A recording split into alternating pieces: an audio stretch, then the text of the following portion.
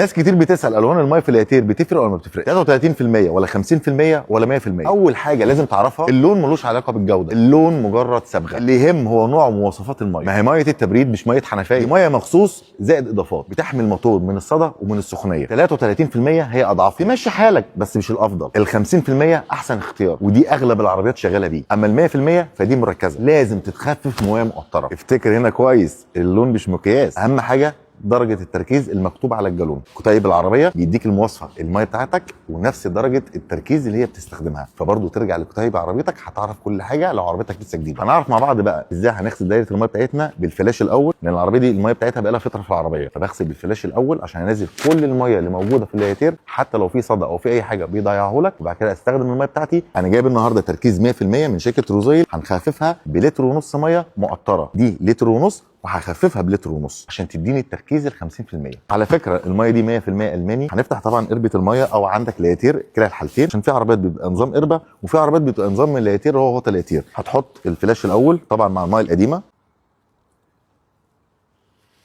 تبدا تقفل الغطا بتاعك وتدور على العربيه لحد مثلا المروحه بتاعتك ما تشتغل 3 مرات 4 مرات عشان تتاكد ان الفلاش داخل. غسل لك دايره الميه مع دوستك لدواسه البنزين، يعني ام حوالي مثلا 20 15 عشان الميه تقلب في الدايره كلها، ويبدا الفلاش يطلع لك اي بقى صدى اي ميه قديمه. عشان ما تجيب الميه بتاعتك اللي انت هتستخدمها في العربيه، تحط الميه بتاعتك وتتاكد ان 100% اللي انت استنفعت بيها، ما حطيتهاش على ميه صدى او حطيت على ميه، فانت كده اتاكدت ان الدايره كلها نظيفه وزي الفل. بنحل حاجه اسمها عصفوره. العصفوره ديت بيبقى عباره عن في فتحه في اسفل اللياتير، دي بتبقى راكبه فيها، احنا بنسموها العصفوره، عباره عن صاموله كده بسن بتحلها، تبدا الميه اللي في اللياتير وفي الموتور تفضى خالص عشان ما تيجي تحط الميه بتاعتك تحطها على نظافه. في حاجه كده ممكن تكون مكلفه شويه بس بقى ضمان اكتر، ان انت تحط ازازتين ميه مقطره الاول قبل ما تحط الميه بتاعتك، عشان تيجي برده تقلب وتتاكد ان كل الميه نزلت بالصدى بقى بالفلاش بكل حاجه، بحيث اتاكد ان الميه كلها طلعت. طبعا بعد ما نحط الميه المقطره بقى نقفل الصاموله بتاعتنا العصفوره بتاعتنا ونبدا نحط الميه بتاعتنا اللي هو لتر ونص ال 100% التركيز على لتر ونص ميه مقطره. تركيز 100% ما ينفعش تحط كله يا جماعه، لازم يتخفف الميه مقطره.